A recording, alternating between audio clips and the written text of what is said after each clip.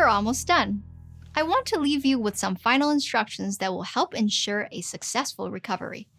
Please remember, it's normal to have drainage from your incisions. If you have any questions or concerns about your incisions, you can phone the nurse navigator or see your family doctor. Continue to walk and move around as much as you can tolerate. This is key to a healthy recovery. It is very important to follow up with your family doctor and any other doctors who prescribe medication for you. See them between 1 and 2 weeks after your surgery to review your medications and make any changes needed. And remember, don't stop taking any medication unless your doctor has said you should.